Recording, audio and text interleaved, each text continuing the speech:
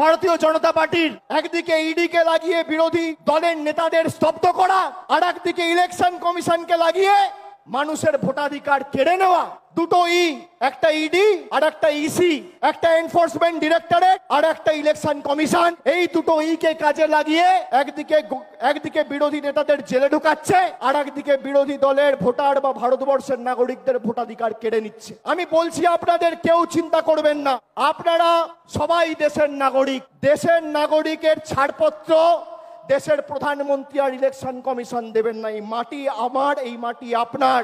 যে কথায়, যে ভাষায় আপনি জন্মের পর কথা বলতে শিখেছেন, যে ভাষায় মা বলেছেন, যে ভাষায় বাবার সাথে কথা বলেছেন, যে ভাষায় আপনার প্রথম প্রেম ভালোবাসা, সেই ভাষাকে বিজেপি বৃদ্ধাঙ্গুষ্ঠ দেখিয়ে আমাদের অপমানিত করবে, আর আমরা বসে বসে সব মুখে কুলুপ বেঁধে বসে থাকবো।